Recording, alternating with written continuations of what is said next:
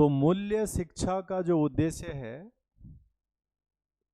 वो ये है कि किसी भी देश में जो नागरिक बनते हैं या जो नागरिक जो है भविष्य में देश को संचालित करते हैं, उनके अंदर कई प्रकार के गुण निहित होने चाहिए ताकि वो नागरिक एक अच्छे नेता बन सके, एक अच्छे बिजनेसमैन बन सकें, एक अच्छे वैज्ञानिक बन सकें, एक अच्छे सामाजिक व्यक्ति बन सकें, एक अच्छे पिता बन सकें, भाई बन सकें।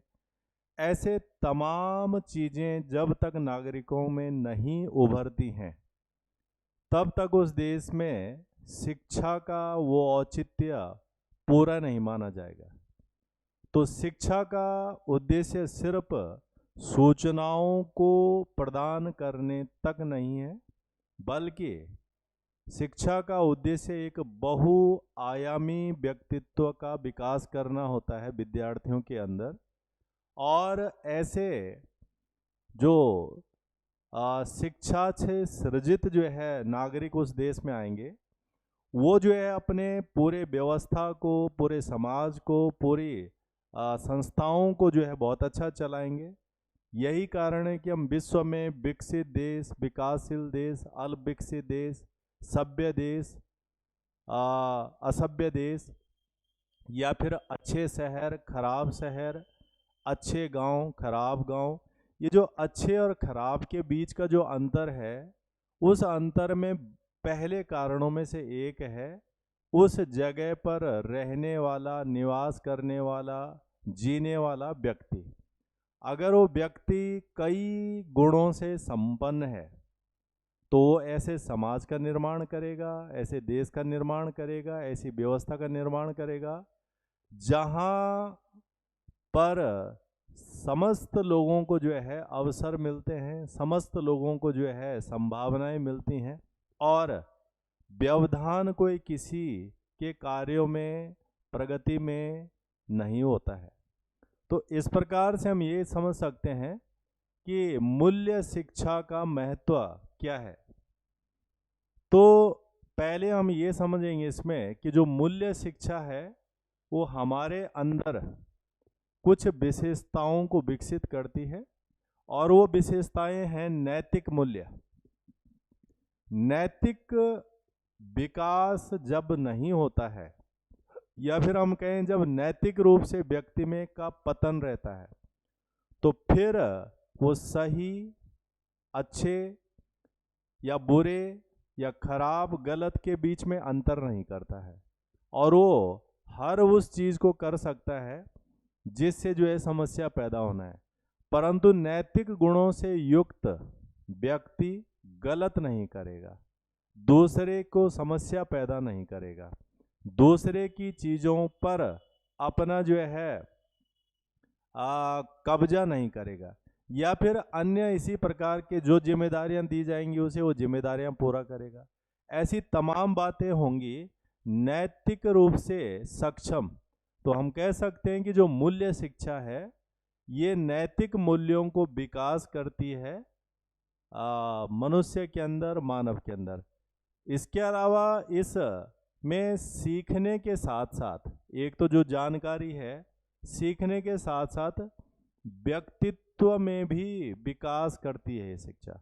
व्यक्तित्व जैसे हम कहते हैं जो पर्सनालिटी होती है, व्यक्तित्व हम कई आयामों में जो है परिभाषित कर सकते हैं कि एक अच्छा व्यक्तित्व कैसे होना चाहिए। जैसे एक नेता है, एक नेता में अगर अच्छा व्यक्तित्व है, उसके अच्छे विचार होंगे, उसके अच्छे विजन होंगे, वो देश के लिए, समाज के लिए, गरीबों के लिए, सबके लिए जो है कुछ ना कुछ सकारात्मक उसके मन में विचारधारा होगी। और एक नैतिक रूप से कमजोर नेता इस तरह के लक्ष्यों से ज़्यादा उसे अपने लिए पैसा कमाने, अपने परिवार के लिए पैसा कमाने, व्यक्तिगत संसाधनों को जोड़ने पर अधिक होगा। अभी हम देख रहे हैं कि विश्व में कई सारे देशों में जो है लंबे समय से चली आ रही सरकारें जो कई सालों से उन जो देशों में स्थापित थी, उनका पतन हुआ है। जैसे आजकल हमने सीरिया में देखा कि वहाँ पे बशर अल की जो सरकार थी वो पिछले बशर अल का परिवार जो है पिछले 50-55 सालों से जो है सीरिया में शासन कर रहा था, और अब जो है वहाँ के लोगों ने विरोध करना शुरू कर दिया था। फिर पिछले कई सालों से वहाँ पे गृह युद्ध चल रहा था, और अंततः उस सरकार का पतन हो गया। और ऐसा पतन तभी होता है जब जो है उस सरकार के या शासक के पास नैतिक गुण कम है। नैतिक गुण होते तो वो देश के विकास, लोगों के विकास, समाज के विकास पर ज़्यादा जोर देते। तो शिक्षा ही एक ऐसा साधन है जो ऐसी बातों को व्यक्ति के अंदर लाने का काम करती है। तो हम जो है इसके मापदंड क्या हो सकते हैं, पैरामीटर क्या होंगे ऐसी वैल्यू बेस्ड एजुकेशन के। तो इसमें कुछ विद्वान हैं, उन्होंने जो है अपनी परिभाषा दी है इसमें, वीर स्टीड हैं। ये क्या कहते हैं, जहां प्रतिमान नहीं वहां समाज नहीं। प्रतिमान का मतलब होता है कि कुछ मानक, और जैसे हम देखते हैं कि हम उस देश में जाना पसंद करेंगे, नौकरी करना पसंद करेंगे जहां पर सब कुछ प्रॉपर है, व्यवस्थित है। हम खराब देश में नहीं जाना चाहेंगे। कोई भी व्यक्ति ये नहीं मानेगा कि मैं अफगानिस्तान में नौकरी करने जाऊं, क्योंकि वहाँ की सरकार, वहाँ के जो मूल लोग हैं उनके कोई पैरामीटर ही नहीं है, वो क्या कर दें क्या ना कर दें कुछ नहीं। अगर हम जो है भारत में किसी शहर में पढ़ना जाना चाहेंगे तो निश्चित रूप से वहाँ पर जहाँ पर ऐसी समस्याएं नहीं होंगे। तो प्रतिमान होना आवश्यक है, एक स्टैंडर्ड होना आवश्यक है। और बीयर स्ट्रीट क्या कह रहे हैं कि जिस समाज में जो है प्रतिमान नहीं है वहाँ समाज नहीं है। अर्थात गलत क्या है, सही क्या है, बुरा क्या है, अच्छा क्या है, होना क्या चाहिए, नहीं क्या होना चाहिए, इस किसी भी बात पर उस समाज के कोई मानक नहीं है। तो इसका मतलब मनमर्जी का हो रहा है। तो फिर ऐसा समाज ही नहीं है। और इस तरह के समाज को अगर सुधारना है तो यहाँ पे जो है मूल्य शिक्षा ही काम कर सकती है। यानी मूल्य शिक्षा से ही ऐसी प्रवृत्तियां लाई जा सकती हैं। दूसरे विद्वान हैं किंग्सले डेविस। ये क्या कह रहे हैं मूल्य शिक्षा पर, सामाजिक मापदंड समाज के नियंत्रण तत्व है। जैसे हम समाज में देखते हैं कि हर कोई व्यक्ति एक सीमा में रह करके अपने काम कर रहा है, बात कर रहा है, सुन रहा है, जवाब दे रहा है, कार्य कर रहा है, रिश्ते हैं, नाते हैं, व्यवस्था है। इन तमाम चीज़ों में अगर कोई मापदंड नहीं है तो फिर व्यक्ति पे नियंत्रण ही नहीं होगा। जैसे जो है मापदंड ये है कि झूठ नहीं बोलना है, तो वो जो झूठ न बोलने का मापदंड है वही व्यक्ति को नियंत्रित करता है कि झूठ नहीं बोलना है। अगर जो है मापदंड ये नहीं है कि जो है पद पर रहते हुए, सरकारी पद पर रहते हुए गलत काम नहीं करना है, भ्रष्टाचार नहीं करना है, तो फिर भ्रष्टाचार होगा। जिस देश में शासन व्यवस्था गड़बड़ा रखी होती है उस देश के शासकों के पास कोई मापदंड नहीं है और इसीलिए वो गड़बड़ कर देते हैं। तो किंग्सले डेविस कह रहा है कि मापदंड समाज के नियंत्रक तत्व हैं, ये समाज को नियंत्रित करते हैं। सब पे लकीर रहती है कि ये होना है, ये नहीं होना है। इसके अलावा एक तीसरे विद्वान है ब्रूम और सॉल्जेनिक। ये क्या कहते हैं, सामाजिक मापदंड व्यवहार की रूपरेखा है। सामाजिक जो मापदंड होते हैं वो हमारा जो व्यवहार होता है उसकी एक रूपरेखा होती है, उसकी एक लाइन है वो, जो अन्य सीमाओं का निर्धारण करते हैं, जिनके व्यवहार अंदर व्यक्ति अपने लक्ष्यों की प्राप्ति हेतु विकल्पात्मक विधियों की खोज कर सकता है। तो यहाँ पे ब्रूम और सॉल्जेनिक क्या कह रहे हैं कि जो सामाजिक मापदंड होते हैं ये हमारे व्यवहारों को निर्धारित करते हैं, नियंत्रित करते हैं। और जब हमें ये पता होता है कि हमारा व्यवहार इस मामले में ये होना चाहिए, अगर एक शिक्षक है, एक विद्यार्थी है, उन्हें अपने मापदंडों का पता है, मुझे बोलना क्या है, मुझे बताना क्या है, मुझे सुनना क्या है, मुझे समझाना क्या है, तो वो उसी के आधार पर अपना व्यवहार निर्धारित करेगा। और अगर वो चीज़ अभी नहीं है उसके पास तो उसको खोजने का प्रयास करेगा और उसके हिसाब से व्यवहार करेगा। जब हमारा व्यवहार ऐसी सीमाओं के अंतर्गत नियंत्रित रहता है तो सभ्य समाज की स्थापना हो जाती है, और एक सभ्य समाज में ही अपेक्षा हो सकती है विकास होगी, प्रगति होगी, तरक्की होगी, ये सारी बातें संभव है। तो ये जो तीन विद्वान हैं ये जो है इसके मापदंड को परिभाषित कर रहे हैं कि क्या मापदंड होना चाहिए। एक अमेरिकी वैज्ञानिक हैं, मनोवैज्ञानिक हैं, लॉरेंस कोहलबर्ग। लॉरेंस कोहलबर्ग मूल्य शिक्षा के बारे में क्या कहते हैं? ये कह रहे हैं कि बच्चों को एक ऐसे माहौल में रहने की जरूरत है जो दिन प्रतिदिन के संघर्षों की खुली और सार्वजनिक चर्चा की अनुमति देता है। अब ये जो अमेरिकी मनोवैज्ञानिक हैं इनका जो रुझान है वो वर्तमान परिस्थितियों के अनुसार व्यक्ति को काबिल बनाने से है, या फिर वर्तमान में जो होता है वो उन सारी होने वाली परिस्थितियों से अवगत रहे, अपने आप को उसके लिए तैयार करे और उस समाज में उस व्यवस्था में फिट रहे। तो वो तभी है जब वो होने वाले दिन प्रतिदिन के क्रियाकलापों, संघर्षों, विधानों से अवगत होता है। तो इनके हिसाब से जो है मूल्य शिक्षा ये हुई जो व्यक्ति को वर्तमान परिस्थितियों के काबिल बनाती है और वो आगे बढ़ जाता है। वैसे भी जो अमेरिका है वो फाइटर देश है। एक फाइटर देश का मतलब आगे बढ़ना है, और उस में जो भी बाधा आ रही है उससे कैसे निपटना है, उनके अंदर ज़्यादा वो मूल्यवान शिक्षा रहती है। और ये जो एक प्रवृत्ति होती है शिक्षा की अपने नागरिकों के लिए, उसी हिसाब से उस देश के नागरिकों का विकास होता है। तो विश्व में जितने भी देश हैं सब अपने अपने विद्यार्थियों को, अपने युवाओं को अपने अपने तरीकों से शिक्षा दे रहे हैं, और उन्हीं तरीकों से फिर वहाँ के उन युवाओं का विकास हो रहा है, प्रगति हो रही है, और उसी के प्रत्युत्तर के अनुसार भविष्य में उनसे प्रतिक्रिया मिलती है। तो किस देश में लोग कैसे बनेंगे, क्या होंगे, इसमें वहाँ की शिक्षा और शिक्षा में भी मूल्य शिक्षा की महत्वपूर्ण भूमिका होगी। तो अमेरिकी वैज्ञानिक लॉरेंस कोहलबर्ग प्रेजेंट परिस्थितियों के अनुसार मूल्य शिक्षा को प्राथमिकता देते हैं। मूल्य शिक्षा की महत्ता, इसका इम्पोर्टेंस क्या है हमारे लिए? तो जब हम इसके महत्व की बात करेंगे तो क्या महत्व है? व्यक्तित्व विकास में सहायक है।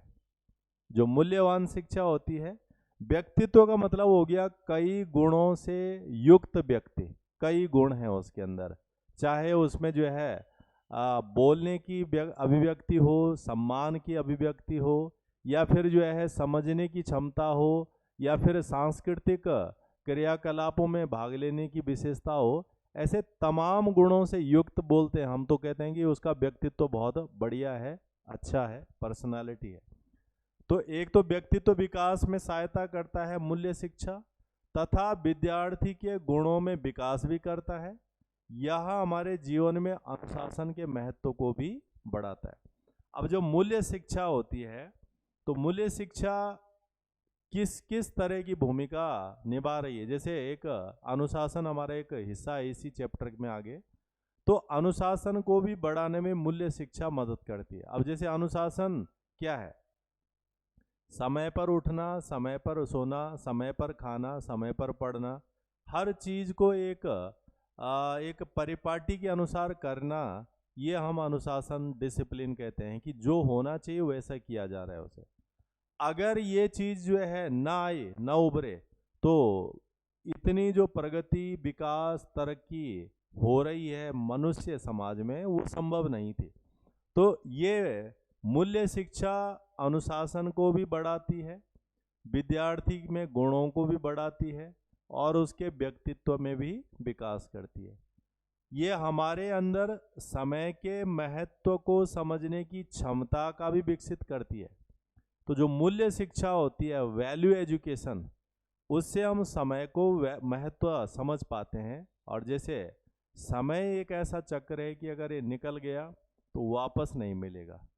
यही कारण है कि विद्यार्थियों के जीवन की एक उम्र है, उस उम्र के दौरान उन्होंने अपने उस चीज़ को नहीं समझा, तो बाद में जो है वो चीज़ वापस नहीं मिलेगी।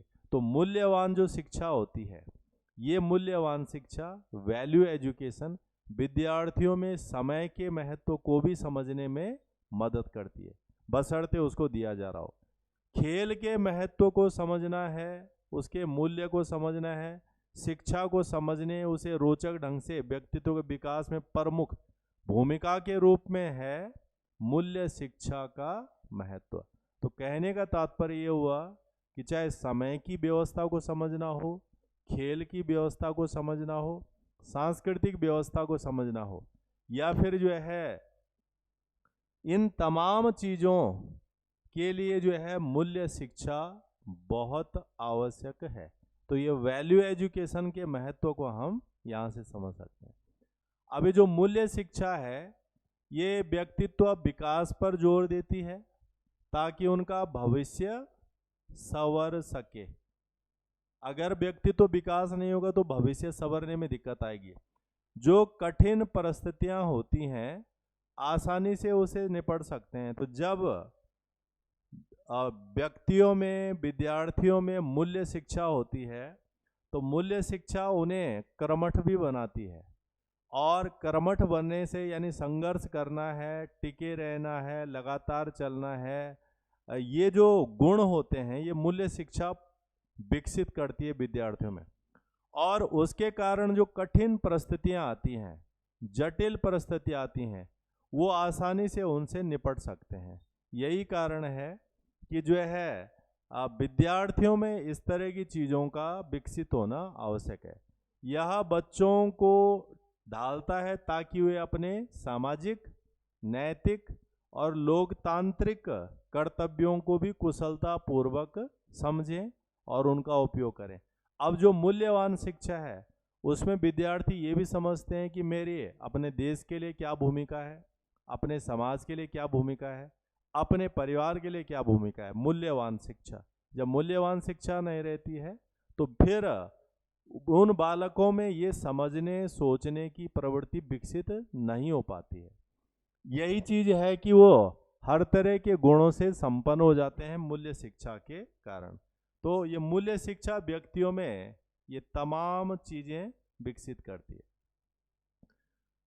इसके साथ में जो है हम ये कह सकते हैं मूल्य शिक्षा का जो महत्व है शारीरिक और भावनात्मक पहलुओं को भी विकसित करती है मूल्यवान शिक्षा। अब जो हमारी जो इमोशनल चीज़ें होती हैं, भावनात्मक चीज़ें होती हैं, जो व्यक्ति जितने बड़े पदों पर जाते हैं या फिर जो जिन व्यक्तियों के पास जितनी ज़्यादा शक्तियाँ आती हैं, अगर उनमें भावनात्मक मूल्यों का अभाव है तो वो जो है एक तरह से डिक्टेटर बन सकते हैं, तानाशाह बन सकते हैं। जैसे हम अभी बात कर रहे हैं कि जो है वहाँ के राष्ट्रपति बशर अल, ये वहाँ से भागकर रूस चले गए हैं। अब इतने बड़े व्यक्ति को भागने की नौबत क्यों आई? क्योंकि उनके अंदर शायद इन गुणों की कमी रही होगी। पद भी मिल गया, प्रतिष्ठा भी मिल गई, परंतु गुणों की कमी, जिसके कारण वो अपने देश, अपने समाज को उस तरह से प्यार नहीं कर पाए और अव्यवस्था वहाँ पनप गई। तो मूल्यवान शिक्षा हर एक नागरिक को काबिल बनाती है और उसके कारण वो शारीरिक और भावनात्मक पहलुओं का भी उसके अंदर विकास हो जाता है। यह ढंग सिखाता है, ढंग, किसी भी चीज को करने, बोलने, समझने का जो ढंग आता है, मूल्यवान शिक्षा उसमें मदद करती है और भाईचारे की भावना भी विकसित होती है। अब जैसे भारत जैसे देश में अलग अलग धर्म के लोग हैं, अलग अलग जाति के लोग हैं, अलग अलग वर्ग के लोग हैं। इन तमाम लोगों के बीच में अगर भाईचारे की भावना न हो तो समाज चलना मुश्किल हो जाएगा। हमारा संविधान भी यही कहता है। हमारे संविधान में जो है राज्य के नीति निर्देशक तत्व हैं, उसमें भी इन चीज़ों को रखा गया है कि ये भारतीय लोगों के अंदर होना चाहिए, तभी जाके समाज चलेगा। देशभक्ति की भावना भी विकसित होती है मूल्य शिक्षा से, और मूल्य शिक्षा धार्मिक सहिष्णुता, रिलीजियस टॉलरेंस, यानी जो हमारा अपना धर्म है उसको तो हम महत्व देते ही हैं और महत्वपूर्ण मानते हैं, परंतु जो अन्य धर्म हैं, हम उनके प्रति भी सहिष्णु हों, टॉलरेंट रहें, यानी उनको बिल्कुल जो है दरकिनार ना कर दें या फिर उनको मानने से ही मना ना कर दें। उससे फिर कॉन्फ्लिक्ट पैदा होगा, संघर्ष पैदा होगा, और उसी संघर्ष का कारण होता है कम्युनल राइट्स, सांप्रदायिक दंगे, उसी का एक कारण है। तो ये सारी चीजें भी मूल्य शिक्षा से विकसित होती हैं। मूल्य शिक्षा की परिभाषाएं कुछ दी गई हैं, डेफिनेशन। इसमें जो है एक लेविन है, लेविन ने जो है 1964 में इसकी परिभाषा दी है कि लालच की जो भावना में उच्चतम रुकावट सकारात्मक रूप से शारीरिक दंड की प्रक्रिया से है और नकारात्मक रूप से विचार और तर्क शक्ति की प्रक्रिया से। तो दो बातें इसके अंदर हैं, एक नकारात्मक पहलू, दूसरा सकारात्मक पहलू। अब ये क्या कह रहे हैं, जो लालच की भावना होती है, जो ग्रीडीनेस होती है, में उच्चतम जो रुकावट है वो सकारात्मक रूप से शारीरिक दंड की प्रक्रिया है।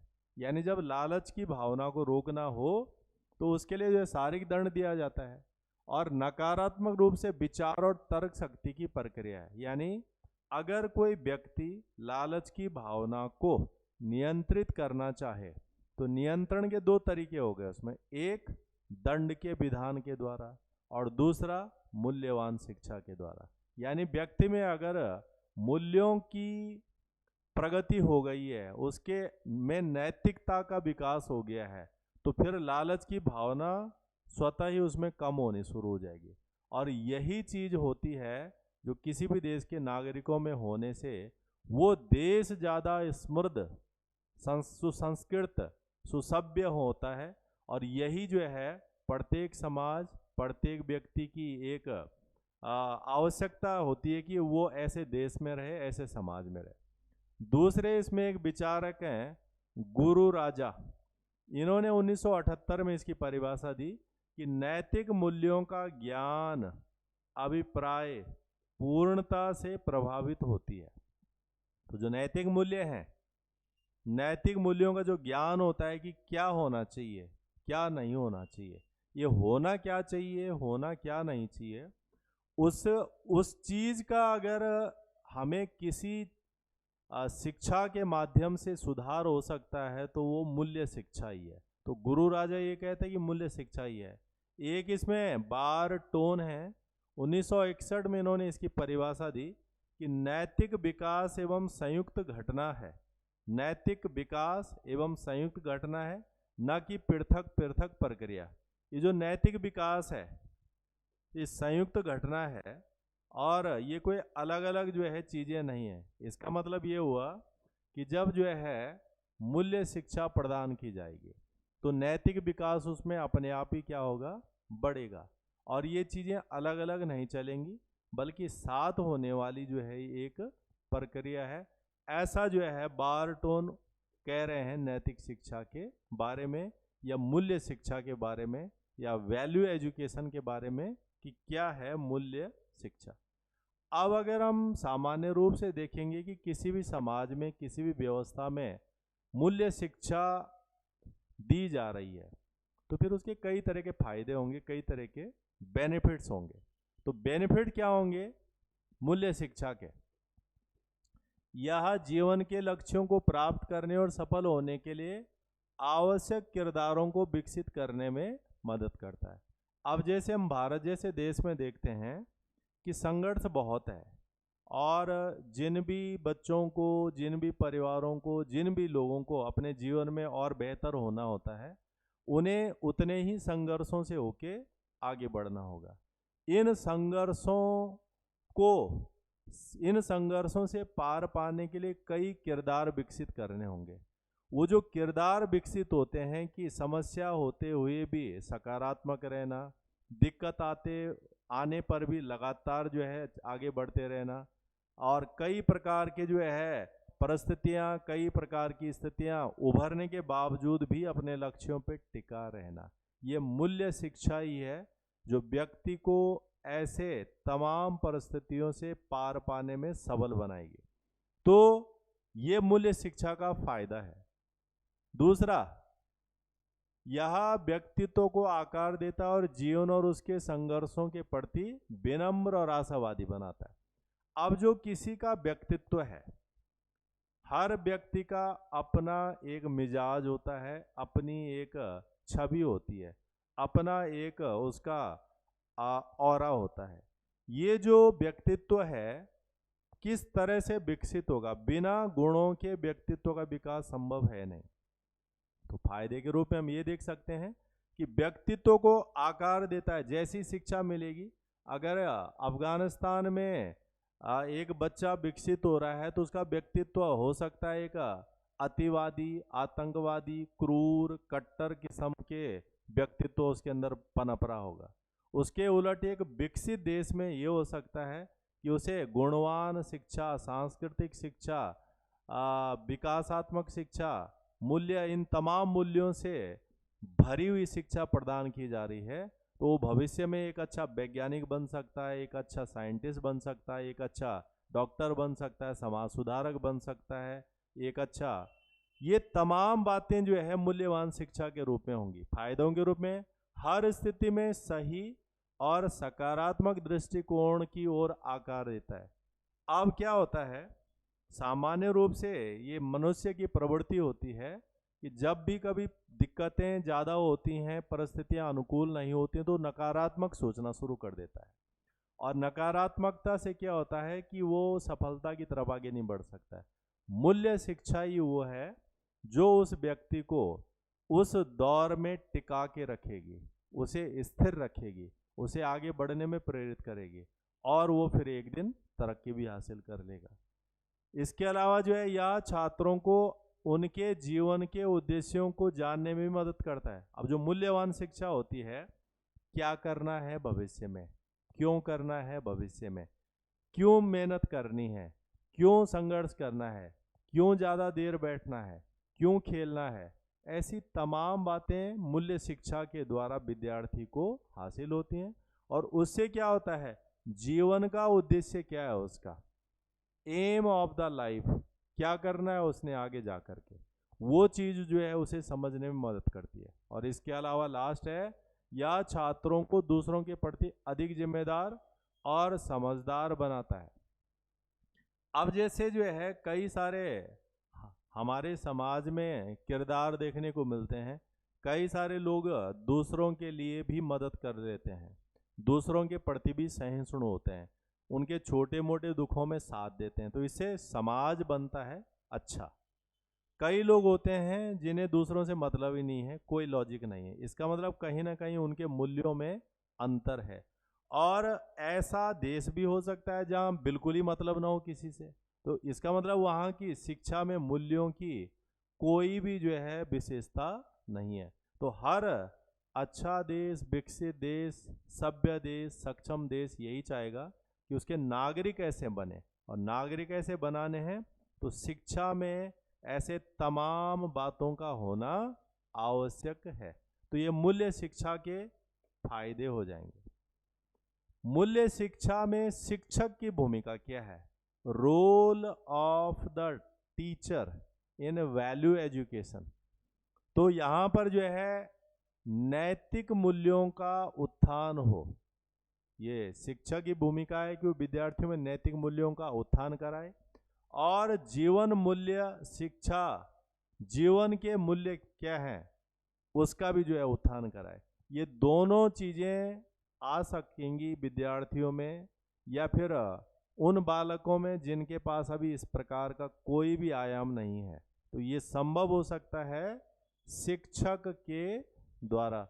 तो हम जो है मूल्य शिक्षा में इन्हें शिक्षक की भूमिका में जो है देख सकते हैं कि क्या भूमिका होगी।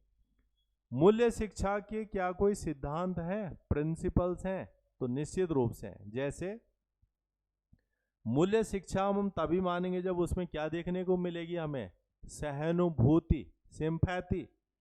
अगर हम तमाम लोगों के बीच में एक दूसरे के लिए सहानुभूति नहीं है, सिंपैथी नहीं है, तो फिर मूल्य शिक्षा तो है ही नहीं। अगर सड़क में एक घायल आदमी पड़ा हुआ है और सब जा रहे हैं, कोई भी जो है उसे उठा नहीं रहा है, तो इसका मतलब उस जगह पर या उन तमाम लोगों में मूल्य शिक्षा है ही नहीं, कुछ उनके अंदर सहानुभूति नहीं है।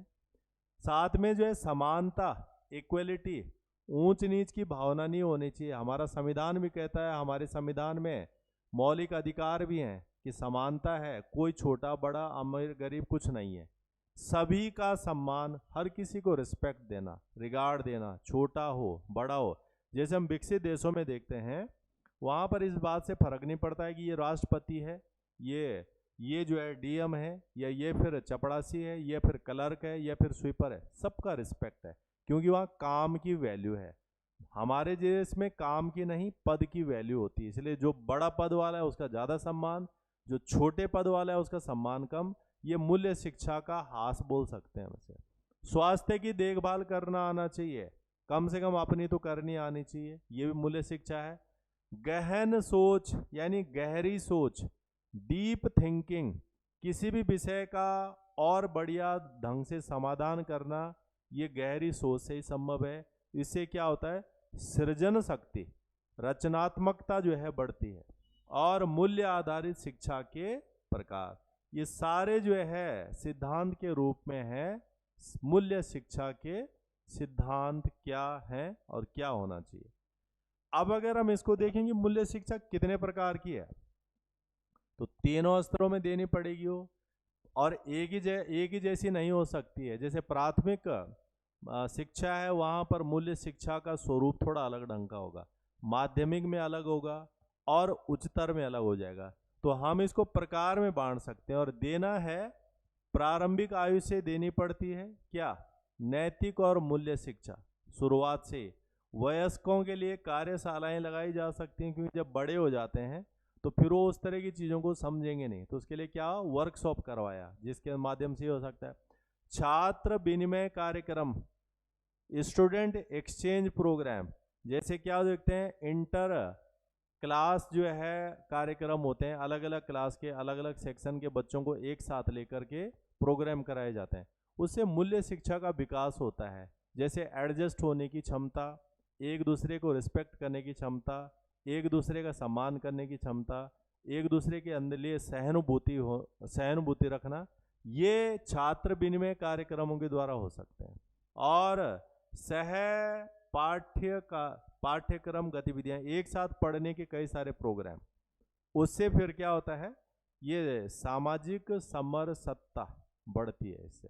तो हम कह सकते हैं कि मूल्य शिक्षा को तीनों स्तरों पे देना होगा, और देने के लिए जो है इस तरह के आधारों का प्रयोग किया जा सकता है। तो ये मूल्य शिक्षा के हो जाएंगे। मूल्य शिक्षा के प्रकार को हम इसको दो कैटेगरी में और बांट सकते हैं। जैसे एक तो इसमें यांत्रिक मूल्य होते हैं। इन यांत्रिक मूल्यों के अंदर क्या क्या शामिल है, जैसे रुचि वाली बातें हो गई, तो रुचि वाली मूल्य शिक्षा की बात करेंगे। ऐश्वर्य यानी जो हम लग्जरी या जो हम ज़्यादा से ज़्यादा जो है लाइफ में जो है संपन्नता हासिल करना चाहते हैं। स्मृति, प्रोग्रेस जो हम चाहते हैं। तो एक तो इस प्रकार की मूल्य है कि हम इन चीज़ों में एक एडजस्टमेंट कर सकें, सिर्फ अपने अपने लिए ना चाहें और इतना भी इकट्ठा ना करें। या जैसे भ्रष्टाचार क्यों हो रहा है, भ्रष्टाचार इसलिए हो रहा है कि आदमी ज़्यादा से ज़्यादा जो है लग्जरी, ज़्यादा से ज़्यादा असेट्स इकट्ठा करना चाह रहा है, तभी तो जो है भ्रष्टाचार है। अगर उसके जैसे विकसित देशों में देखते हैं कि वहाँ इस तरह की भावना नहीं है, इसका मतलब है कि वो जितना कमा रहा है उतने में संतुष्ट है, पूर्ण रूप से उसे सुकून है, तो गलत कर ही नहीं रहा है। इसका मतलब डिफरेंस किस बात में आया, जब एक विकसित देश का व्यक्ति कम संसाधनों में संपन्न है और विकासशील देश का व्यक्ति कम संसाधनों में संपन्न नहीं है, तो शिक्षा में डिफरेंस है, अर्थात मूल्य शिक्षा की कमी है। तो ये इसमें दूसरा है आत्मिक मूल्य शिक्षा। इसमें अपने लिए जैसे स्वास्थ्य, अपने शरीर की जो है बात करना, सम्मान वाली बात करना, पवित्रता बातें करना, ये तमाम बातें जो है आत्मिक मूल्यों के अंतर्गत आ जाएगी। तो ये मूल्य के प्रकारों में हम इसे भी देख सकते हैं। शिक्षा द्वारा मूल्यों का उन्नयन। अब शिक्षा द्वारा कैसे ऐसे तमाम बातें नागरिकों के अंदर, विद्यार्थियों के अंदर लाई जा सकें, उसके उत्थान के लिए हमने क्या किया, भारत ने क्या किया? तो इसके लिए हमने कई सारे आयोग बनाए, कमीशन बनाए स्वतंत्रता के बाद। तो जैसे राधा कृष्ण आयोग, मुदलियार आयोग, कोठारी आयोग, राष्ट्रीय शिक्षा नीति की कार्य योजना, विद्यालय शिक्षा के लिए राष्ट्रीय पाठ्यक्रम की रूपरेखा, राष्ट्रीय पाठ्यक्रम की रूपरेखा, इन तमाम शिक्षा आयोगों ने मूल्य शिक्षा पर जोर दिया। इन तमाम आयोगों ने अपने सुझावों में ये जो है सरकार को सुझाव दिया कि हमारी जो शिक्षा पद्धति होनी चाहिए ये मूल्य शिक्षा पद्धति होनी चाहिए। इस शिक्षा में इन बातों पर जोर रहना चाहिए कि कैसे हम विद्यार्थियों को इस प्रकार का नागरिक, इस प्रकार का व्यक्ति बना सकें। तो ये सारे आयोग जो हम पीछे पढ़े हैं, इन्होंने इन तमाम चीज़ों में सुझाव दिया। मूल्य शिक्षा का प्रचार, ये जो प्रचार है इससे क्या होगा, विद्यार्थियों को प्रेरित करके इसका प्रचार कर सकते हैं। कि कैसे प्रचार करें मूल्य शिक्षा का, महापुरुषों की जीवनियाँ बता सकते हैं। इसलिए बड़े बड़े जो अच्छे लोग हैं, महात्मा गांधी हो गया, नेल्सन मंडेला हो गया, आइंस्टीन हो गया, कलाम हो गए, ऐसे महान लोगों की जीवनियाँ पढ़ करके विद्यार्थियों को प्रेरित किया जा सकता है। विभिन्न नैतिक गुणों का विकास करना है, शिक्षार्थियों को उत्पादक, प्रोडक्टिव और सृजनात्मक क्रियाओं में संलग्न करना है। मतलब ऐसे कार्यक्रम भी होने चाहिए, ऐसे एक्टिविटी भी होनी चाहिए जो प्रोडक्टिव हो, उत्पादक हो, मतलब उससे कुछ ना कुछ चीज़ निकल के आए, उभर कर आए। तो इससे भी प्रचार हो सकता है। पाठ्येतर क्रियाओं पर बल, यानी एक तो पढ़ाई हो गई, पढ़ाई के अलावा और भी कुछ ऐसी गतिविधियां होनी चाहिए जिससे इस तरह की शिक्षा का प्रसार हो। आत्म सम्मान का भाव विकसित करना, सेल्फ रिस्पेक्ट, और अपने विचार प्रकट करने के अवसर देना। यानी विद्यार्थी में जो भी बातें हैं उसे एक अवसर मिलना चाहिए, मौका मिलना चाहिए अपनी बात को रखने का। उसके द्वारा फिर जो है उसके मन में क्या चल रहा है, क्या समस्या है, उसका भी समाधान है। तो ये तमाम वो साधन हैं जिनसे प्रचार किया जा सकता है मूल्य शिक्षा का। और जब हम मूल्य शिक्षा की बात कर रहे होंगे तो उनको देने वाला या उनको प्रचारित करने वाला व्यक्ति है शिक्षक। तो क्या शिक्षक में भी कोई गुण होना चाहिए ताकि वो मूल्य शिक्षा को प्रदान कर सके? निश्चित रूप से। तो शिक्षक के क्या गुण होने चाहिए ऐसी कंडीशन में कि वो जो है मूल्य शिक्षा को और अच्छे से जो है प्रदान कर सके? तो एक तो जैसे वचनबद्धता, डिटर्मिनेशन, बिल्कुल जो है वचनबद्धता शिक्षक में होनी चाहिए कि मुझे विद्यार्थियों को ऐसे काबिल बनाना है। अनुशासन भी होना चाहिए उसमें, डिसिप्लिन, लचीलापन भी होना चाहिए, फ्लेक्सिबिलिटी। ऐसा ना हो कि बिल्कुल एक जैसे रोल बना रखे, नहीं ये होगा, नहीं तो कुछ होना ही नहीं है। उसके अलावा उच्च और अवधारणा होनी चाहिए, उच्च स्व अवधारणा होनी चाहिए। नीतिपरक यानी पॉलिसी के अनुसार कार्य करने वाला। संलग्नता यानी जुड़ना, चाहे विद्यार्थी से जुड़ना हो, विद्यार्थियों के समूह से जुड़ना हो, ऐसा। और अभिप्रेरणा, मोटिवेशन, खुद से मोटिवेट हो। ये तमाम बातें अगर एक शिक्षक के अंदर हैं तो वो मूल्य शिक्षा को ज़्यादा व्यवहारिक ढंग से प्रदान कर सकता है। और अगर ये नहीं है तो फिर दिक्कत है। यही कारण है कि कई सारे, जैसे उत्तराखंड में अभी कई सारे शिक्षकों को जो है बर्खास्त किया गया है, जबकि वो पिछले कई सालों से शिक्षण कार्य करा रहे थे। और कारण था कि किसी की डिग्री फर्जी निकली, किसी की कोई दूसरी चीज़ें गलत निकली, किसी का कास्ट सर्टिफिकेट गलत निकला। तो माना ये गया है कि इनके अंदर तो खुद के लिए पहले मूल्य शिक्षा नहीं है, तो ये दूसरों को कैसे देंगे? तो 20-20 साल की शिक्षा होने के बाद भी जो है डिसमिस कर रहा है अगर विभाग, तो क्या आधार ले रहा होगा? तो उन आधारों में से अगर हम जो है गैर, एक तो कानूनी पार्ट हो गया, अगर हम जो है दूसरा पार्ट देखेंगे तो कहीं ना कहीं ये मानेंगे कि ऐसे लोगों में मूल्य शिक्षा नहीं हो सकती जो खुद फर्जी ढंग से जो है व्यवस्था के अंदर आ रखे हैं। तो शिक्षकों के ये गुण होना जरूरी है। मूल्य शिक्षा का ह्रास क्यों हुआ?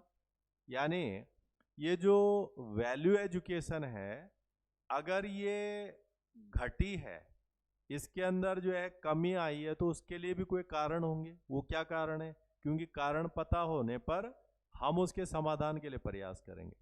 तो जैसे एकल परिवार, पहले जैसे भारत में ज्वाइंट फैमिली पैटर्न था, तो दादा दादी जो है, चाचा ताऊ सब इकट्ठे रहते थे। फिर मूल्य शिक्षा का जो पहला विद्यालय वो है घर। तो घर से ही मूल्य शिक्षा मिलने शुरू होती है। दादा बता रहे हैं ऐसा करो, दादी बता रही हैं ऐसा करो, चाचा ताऊ सब एक साथ। तो जो ज्वाइंट फैमिली है उससे हर एक बच्चे को कुछ ना कुछ सीखने, समझने, बोलने, सुनने का एक चलन उसके अंदर आता था। ये एकल परिवारों ने कम कर दिया इसमें। शिक्षा नीति दूसरा कारण है इसमें, जो एजुकेशन पॉलिसी है कि उसमें क्या क्या है। उसके अलावा जो आजकल टीवी सिनेमा का बहुत ज़्यादा प्रचलन है, उसमें विद्यार्थी वो भी देख रहा है जो उसे उसकी उम्र के कारण नहीं देखना चाहिए था। तो फिर उसका जो मूल्य, जो उसका वैल्यू विकसित होना था वो भी गड़बड़ाता है।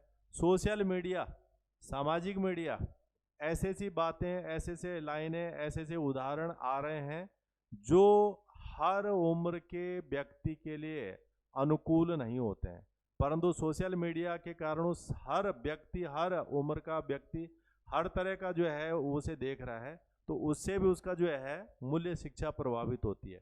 और ये जो मोबाइल और इंटरनेट है, ये सारे वो कारण हैं जिन्होंने मूल्य शिक्षा को कमज़ोर किया है। और इन तमाम चीज़ों को ध्यान में रखते हुए, जैसे अभी ऑस्ट्रेलिया ने कानून बनाया कि जो है वहाँ पे 16 साल से कम उम्र के बच्चे इंटरनेट का इस्तेमाल नहीं करेंगे। तो अब कदम उठाने शुरू कर दिए हैं विश्व में देशों ने, ताकि वो अपने नागरिकों को काबिल बनाने के लिए जो ज़रूरी चीज़ें वो उठाना शुरू कर दें। इस तरह के अभी ब्रिटेन में भी इसी तरह की चर्चा हो रही कि वहाँ की सरकार नेट यूज़ करने में, सोशल मीडिया यूज़ करने में बच्चों के लिए उम्र फिक्स कर रही है। यही बातें, इसी तरह की बातें भारत में भी चल रही हैं कि बच्चों को एक उम्र के बाद ही ये सुविधाएं मिलनी चाहिए, नहीं तो उनके अंदर मूल्यों का ह्रास होना स्वाभाविक है। ये सारी चीज़ें हैं मूल्य शिक्षा के परिप्रेक्ष्य में। तो ये हो गया है मूल्य शिक्षा, और इसमें ये पार्ट इतना ही है। कल हम इसमें कक्षा, अनुशासन और उन हिस्सों को डिस्कस करेंगे। इसमें कुछ पूछना है तो पूछ लीजिए, नहीं तो कल कंटिन्यूस रहेगा।